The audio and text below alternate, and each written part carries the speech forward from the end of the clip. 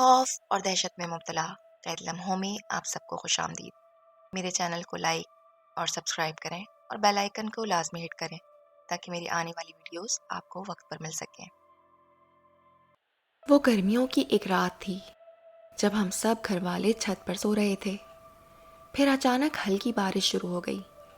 سب گھر والے جلدی جلدی اپنے بستر سمیٹ کر نیچے چلے گئے، جبکہ میں ادھر ہی لیٹا رہا۔ ابو مجھے نیچے آنے کا کہہ کر چلے گئے، مگر پھر کچھ ہی دیر میں بارش رک چکی تھی۔ میں نے سوچا سب گھر والے خود ہی واپس آ جائیں گے، اس لیے میں اپنی چارپائی پر آرام سے سو گیا۔ ابھی میں تھوڑی غنودگی میں تھا کہ مجھے 2 بلیوں کے آپس میں لڑنے کی آواز آئی۔ سناٹے میں ان کی لڑائی کی آوازیں بہت بری لگ رہی تھیں۔ وہ لڑتے ہوئے چھت کی 4 دیواری میں دوڑ بھی رہی تھیں۔ ان کی آوازیں اتنی بھیانک تھیں کہ میرا سر درد سے پھٹنے لگا اور میں بے چینی سے اٹھ بیٹھا۔ پھر اندھیرے میں بلیوں کی آواز کا اندازہ کر کے میں نے اپنی ایک چپل اٹھا کر ماری۔ میرے ایسا کرتے ہی اچانک خاموشی ہو گئی۔ میں نے سکون کا سانس لیا اور پھر سو گیا۔ تبھی ایک بلی کی زوردار چیخ مجھے میری چارپائی کے نیچے سے آئی اور میں اچھل پڑا۔ میں نے چارپائی کے نیچے جھانکا تو وہاں کوئی بلی نہ تھی۔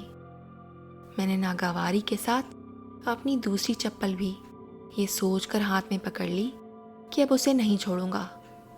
پھر جیسے ہی میں نے آنکھیں بند کی تو اس کے غرانے کی آواز میں نے اپنے چارپائی کے سیدھے طرف سے آتی محسوس کی۔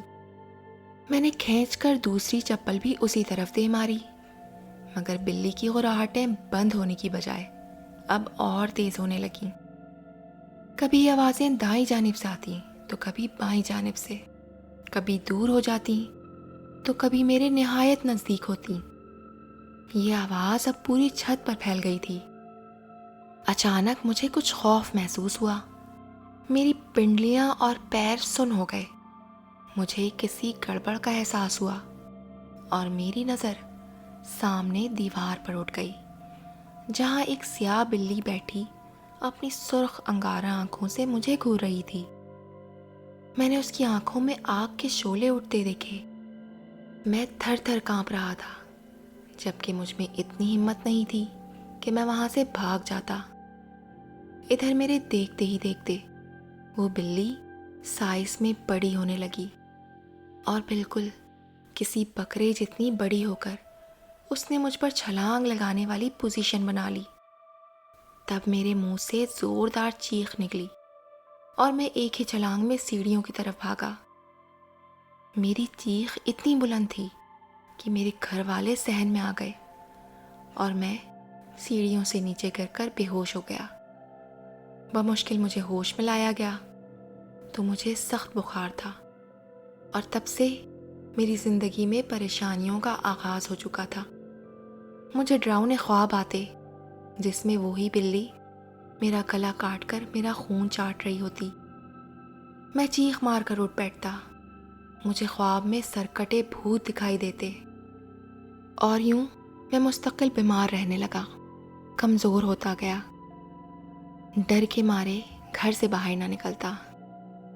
مولوی صاحب دم کرنے آتے، امی بھی مجھ پر دم درود کرتی۔ افاقہ ضرور ہوتا مگر پھر وہی حالت ہو جاتی۔ میں بیٹھے بیٹھے چیخیں مار کر بے ہوش ہو جاتا۔ پھر ایک روز میں بیٹھا پڑھ رہا تھا، مجھے کچھ خوف محسوس ہوا۔ میں امی کے پاس گیا کہ وہ کچھ پڑھ کر مجھ پر دم کر دیں۔ امی دوسری طرف منہ کیے کوئی کام کر رہی تھیں۔ میں ان کے سامنے جا کر کھڑا ہو گیا، مگر وہ میری امی نہ تھی، بلکہ وہاں ایک خوفناک صورت عورت تھی۔ اس کا رنگ تانبے جیسا تھا، سرد آنکھیں اور بڑا سا منہ کھولے وہ میری طرف ہاتھ بڑھائے ہنسی جا رہی تھی۔ اس کے بڑے بڑے پیلے دانت دکھ رہے تھے۔ میں تو پہلے ہی خوفزدہ ہو کر امی کے پاس آیا تھا اور جو میں نے ایسا منظر دیکھا تو وہیں گر کر بے ہوش ہو گیا۔ ہوش میں آیا تو دیکھا مولوی صاحب میرے سرہانے بیٹھے تسبیح پڑھ رہے تھے، جبکہ سب گھر والے پریشان کھڑے تھے۔ مولوی صاحب کے پوچھنے پر میں نے انہیں سارا واقعہ سنایا، جسے سن کر وہ سوچ میں پڑ گئے۔ پھر اس طرح کے واقعات اب میرے گھر کے دوسرے افراد کے ساتھ بھی پیش آنے لگے۔ کبھی باتھ روم کا دروازہ اندر سے لاک ہو جاتا، پانی گرنے کی آواز آتی، تھوڑی دیر بعد دروازہ خود ہی کھل جاتا مگر اندر کوئی نہ ہوتا۔ یوں ایک دفعہ ہم سب کھانا کھا رہے تھے کہ بجلی کا بٹن ٹھک سے اوپر ہو گیا اور بلب بجھ گیا، اور پھر ٹھک کی آواز پر بلب روشن ہو گیا۔ کبھی امی کی چارپائی کمرے سے خود بخود کھنچ کر بیچ ذہن میں آ جاتی، اور کبھی گھر کا ضروری سامان اپنی جگہ سے غائب ملتا اور کچھ دیر بعد واپس آ جاتا۔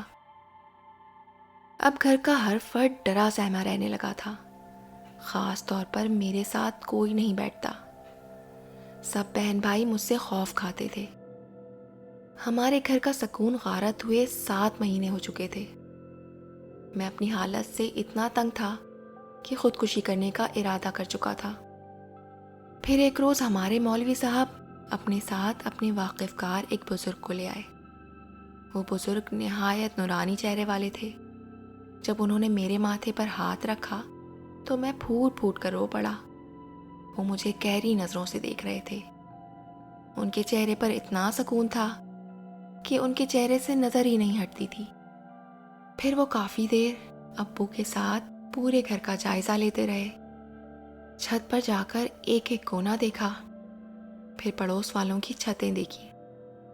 کافی دیر بعد وہ میرے نزدیک آ کر بیٹھ گئے۔ انہوں نے اپنے دائیں ہاتھ کا انگوٹھا میرے ماتھے کے درمیان میں رکھا اور اپنی آنکھیں بند کیے کچھ پڑھنے لگے۔ مجھے یوں لگا جیسے کوئی میری کھال کھینچ رہا ہو۔ میری چیخیں نہیں رک رہی تھیں۔ میں ان کا انگوٹھا اپنے ماتھے سے ہٹانا چاہتا تھا مگر میرا تو ہاتھ بھی نہیں ہل رہا تھا۔ میرا بھائی مجھے بتاتا ہے کہ بزرگ تقریباً 1 گھنٹہ سے زیادہ کچھ پڑھتے رہے تھے، اور اس دوران تمہاری دلخراش چیخیں سننا ہمارے بس سے باہر تھا۔ پھر آہستہ آہستہ میں پرسکون ہوتا چلا گیا۔ آنکھیں کھولی تو وہ مجھے دیکھ رہے تھے اور ان کے چہرے پر مسکراہٹ تھی۔ انہوں نے دم کیے ہوئے پانی کو کمرے کے تمام کونوں میں چھڑکا اور پھر بچا ہوا پانی مجھے پلا دیا۔ وہ پانی میرے لیے آب حیات سے کم نہ تھا۔ اسے پیتے ہی میرے سر سے 7 مہینوں کا چڑھا ہوا بوجھ اتر گیا۔ میرے کندھے ہلکے ہو گئے، میرے جسم میں سکون دوڑنے لگا، میری بجھی آنکھیں روشن ہو گئیں۔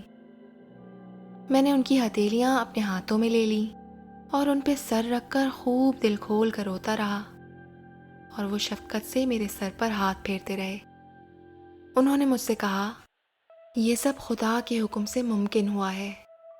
اور پھر انہوں نے میرے گھر والوں کو بلا کر خوب اچھی اچھی نصیحتیں کیں اور صوم و صلات کی پابندی کے ساتھ ہر روز 4 کل پڑھ کے اپنے ہاتھوں پر پھونک کر اپنے سارے جسم پر پھیر لینے کو کہا۔